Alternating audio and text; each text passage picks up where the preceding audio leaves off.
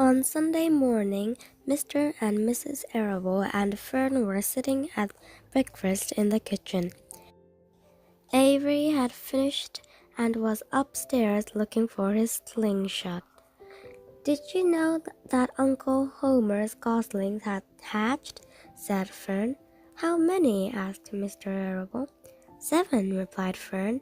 "There are 8 eggs, but 1 egg didn't hatch, and the goose told Templeton she didn't want it anymore, so he took it away." "The goose did what?"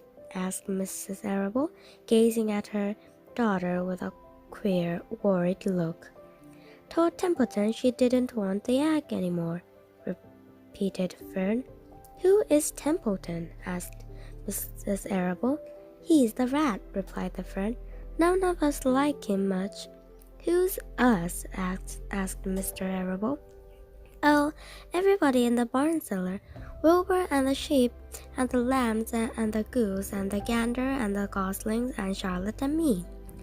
"Charlotte?" said Mrs. Arable. "Who's Charlotte?" "She's Wilbur's best friend. She's terribly clever." "What does she look like?" asked Mrs. Arable. "Well, said Fern thoughtfully. "She has 8 eggs. All spiders do, I guess." "Charlotte is a spider?" asked Fern's mother. Fern nodded. "A big gray one. She has a web across top of the Wilbur's doorway. She catches flies and sucks their breath. Wilbur adores her." "Does he really?" said Mrs. Arable, rather vaguely. She was staring at Fern with a worried expression on her face. "Oh, yes, Wilbur adores Charlotte," said Fern. "Do you know what Charlotte said when the goslings hatched?" "I haven't the faintest idea," said Mr. Arable. "Tell us."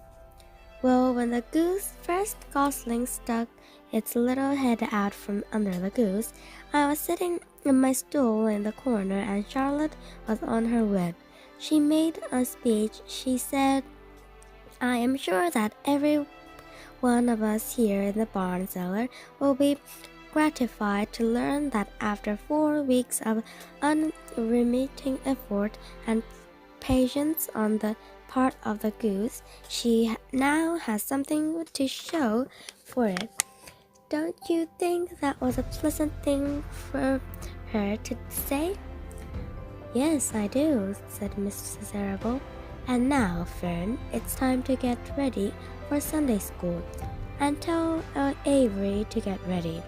And this afternoon you can tell me more about what goes on in Uncle Homer's barn. Aren't you spending quite a lot of time there? You go there almost every afternoon, don't you?" "I like it there," replied Fern. She wiped her mouth and ran upstairs. After she had left the room, Mrs. Arable spoke in a low voice to her husband. "I worry about Fern," she said. "Did you hear the way she rambled on about the animals, pretending that they talked?" Mr. Arable chuckled. "Maybe they do talk," he said. "I've sometimes wondered. At any rate, no, don't worry about Fern. She's just got a lively imagination. Kids think they hear all sorts of things." "Just the same, I do worry about her," replied Mrs. Arable. "I think I shall ask Dr. Dorian about her the next time I see him. He loves Fern almost as much as we do, and I want him to know how queerly she is acting about that pig and everything. I don't think it's normal. You know perfectly well animals doesn't talk." Mr. Arable grinned. "Maybe our ears aren't as sharp as Fern's," he said.